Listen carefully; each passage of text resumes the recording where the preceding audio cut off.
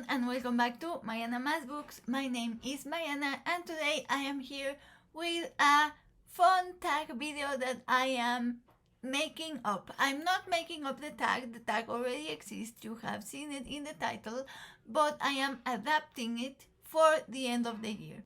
First, if you hear noises, I'm sorry, there are people in my house and they are doing things, but I have time to film right now, and as you know, I haven't been having a lot of time to film, and I have time and energy and want to film right now, so I'm going to film right now. I really like the mid-year book freakout tag. I really like the questions, and I don't really love the questions of any of the end year tags that there are out there. For my style of reading, the mid-year book freakout tag has the perfect review questions for the type of reader that I am and for the books that I tend to read. And I've always felt like you do the mid-year freakout tag and then you don't wrap up the year with the same review, and it's weird.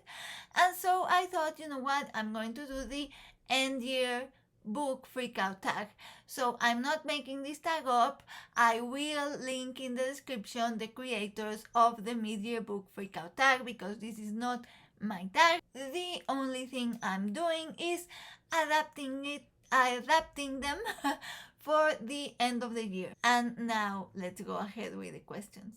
Okay, so the first question originally is, what's the best book you've read so far in 2022? And so far would be the first half of the year, but I'm going to tell you what is the best book I read overall, my favorite book of the year, and that is actually a trilogy, is the Farseer trilogy by Robin Hobb. I have talked about these books in previous videos. I don't know which previous videos. You can go to my videos, and I don't know, in some of those I talked about the Farseer trilogy. I love it. I won't talk about it more because I want this video to not be too long, but favorite of the year, favorite of all time, like went all the way to favorite of all time. So yeah, Farseer trilogy. Then the next question is, what's the best sequel you've read? And so the best sequel would be from the Farseer trilogy. I think between books 2 and 3, I prefer slightly I prefer book 2, which is Royal Assassin. But if I say that, I feel like I am betraying my husband, Prince Verity, and so I take it back. I like both 2 and 3 equally. That's my answer. The next question is, most anticipated release for the year you haven't read yet. And here I'm going to tell you what was my most anticipated release for the year that I pre-ordered, that I still have not read, and that would be A Taste of Gold and Iron by the person you see in the cover, and I'm going to put in the description. Okay, so I didn't prepare this tag because, again, I haven't had much time to devote to booktube, and I had filming time at the moment, and I didn't want to waste it preparing, so I don't have all of the authors' names and stuff. So you know, the information in the description, it's A Taste of Gold and Iron. I'm still very excited for it, and hopefully I want to read it in 2023. So yeah. And then the next question is, what's your most anticipated read for the next half of the year? But since it's the end of the year, I'm going to tell you 2 anticipated releases for next year. The 2 that I most anticipate are, in January there is Emily Wilde's Fairy Encyclopedia, or Emily Wilde's Encyclopedia of Fairies, something like that. Again, the information will be below with the author because I can't think of it off the top of my head. And then further along in the year, I don't remember which date, but Witch King by Martha Wells.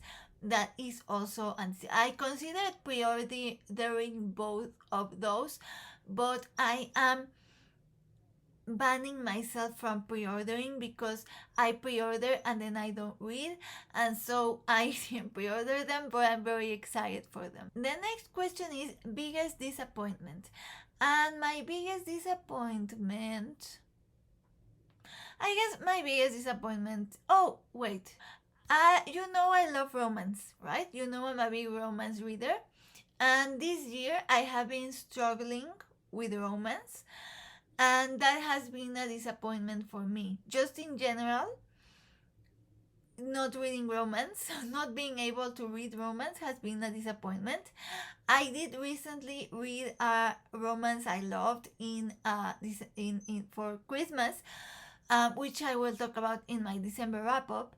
But I could only read that one, and I could not read anything more, and I guess that has been a disappointment. So it's not a disappointment in the sense of I am not liking the books. It's a disappointment about the fact that I'm not liking the books. One example I could tell you from December is a very merry meet cute, which I think that's the name. I always get the name wrong, but I will put the cover here. And I started reading it, and it's very funny. The premise, the premise sounded right up my alley, and I started reading it, and it's very funny. And I was like, oh yeah, like this is my thing. I had been struggling with romance, so I was like, okay, good, because this is like my kind of thing. In contemporary, because I'm not going to go into romance subgenres, but I was like, yeah, totally, this is my kind of thing in contemporary romance. I'm going to love this, and I ended up DNFing it because I was bored. Like I couldn't care less. I couldn't care less what happened, and that doesn't happen to me in romance. I like if something will engage me in a story is a romance plot or a romance subplot. I love romance subplots or plots. And so it's disappointing because I was like, I can't believe it. Like maybe I will get back to it next December because I was very much liking it, but I was so bored, and that is a disappointment to me that I haven't been able to read a ton of romance. I am attributing this to the slump year and to my mental health and to the weird moment in my life that it has been.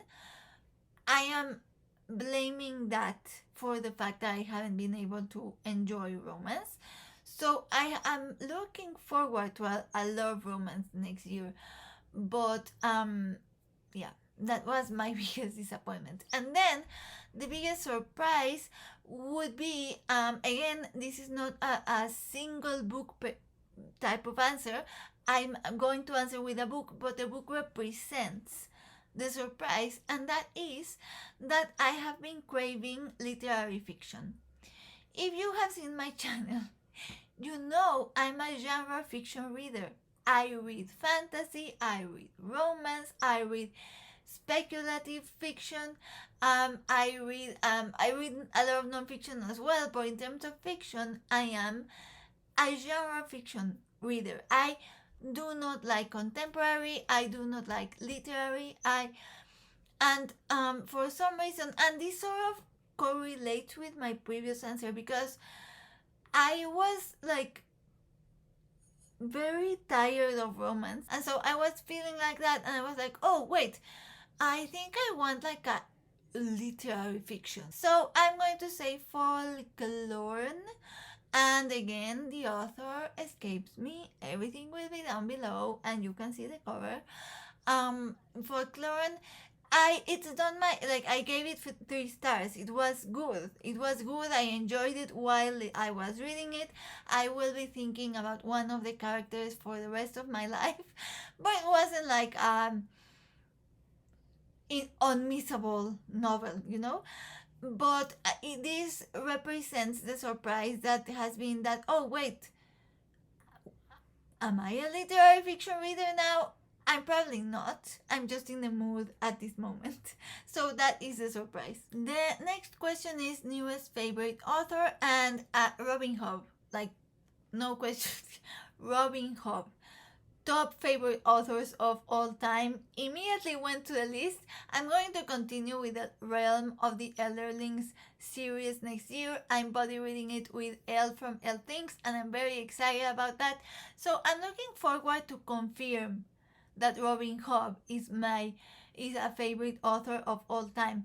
But she immediately went straight to top status of I will get mad if someone speaks bad about her. Like, favorite author.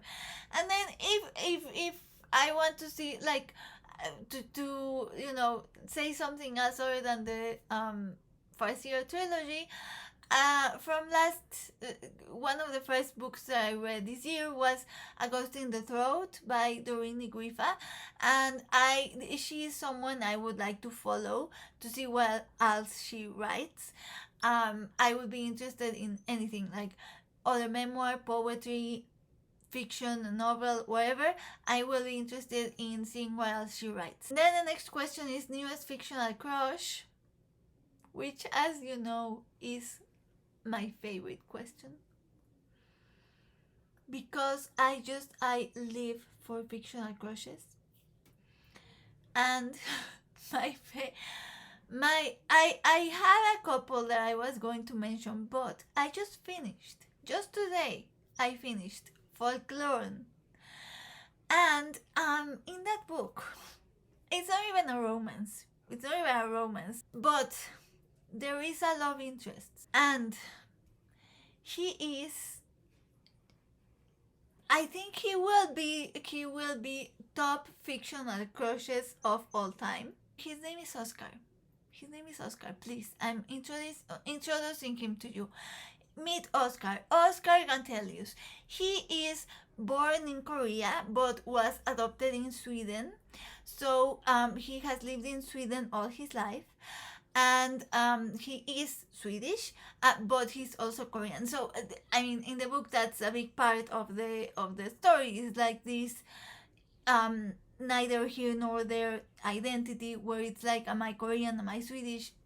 But he considers himself Swedish. He's a professor of like theory of Korean literature and poetry and folklore. He's an expert in Korean literature and poetry and folklore stories, and he also has a PhD in Old Norse. What? Like, are you kidding me? Like, this guy is a professor in literature and folklore and poetry and has a doctorate in Old Norse. And he's like an expert in runes and rune stones, and he can read runes and translate runes. Like, Oscar, please, where are you? I need you in my life. Please, Oscar, please.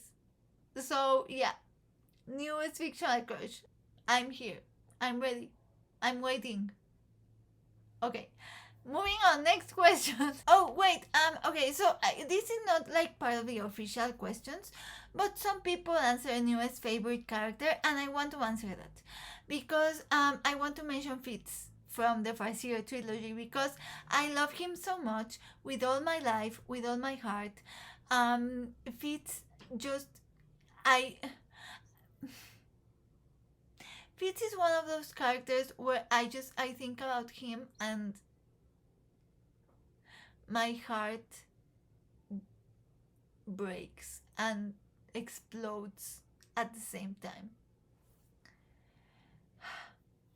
Yes. Next question. Okay, next question is book that made you cry. And again, I don't cry in books.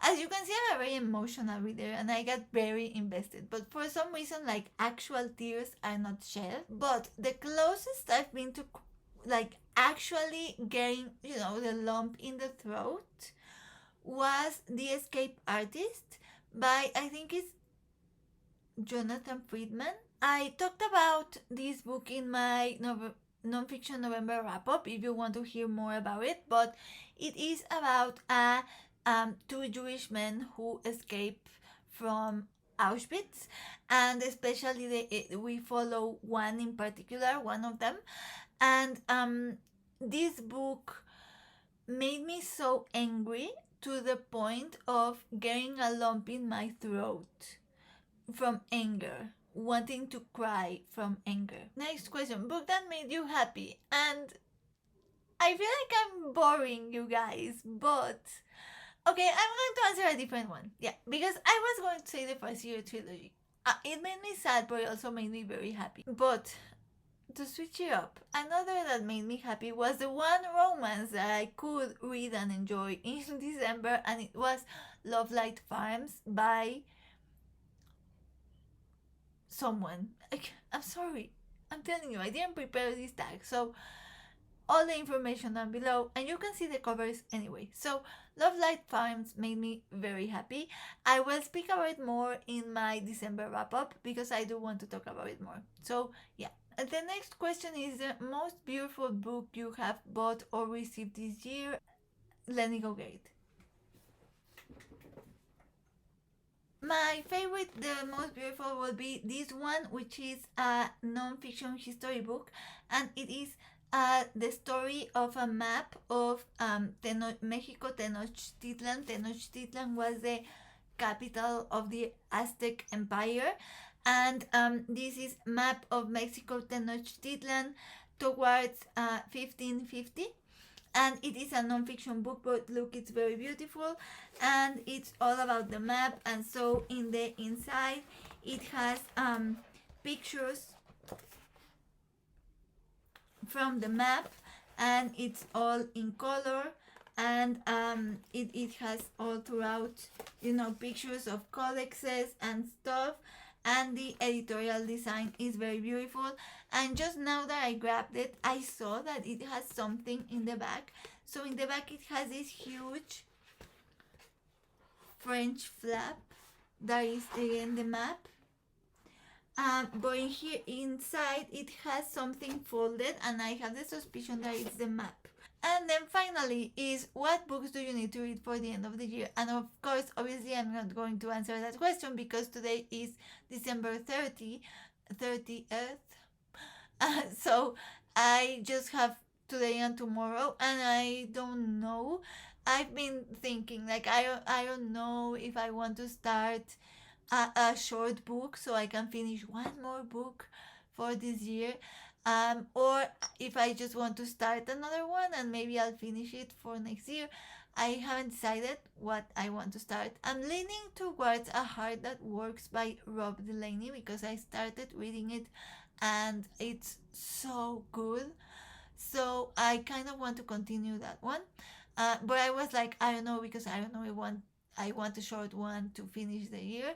But I'll probably just end up reading A Heart That Works. So yeah, that would be the end year book freakout tag. I hope you had fun. I had fun filming it. It's my favorite tag. Other than that, that would be it for the moment. I was going to say happy birthday.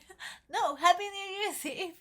I send everyone hugs and best wishes and good thoughts and happy vibes and whatever it is one sends in English during New Year's Eve. In the meantime, I wish you happy reading or happy time with family during New Year's Eve.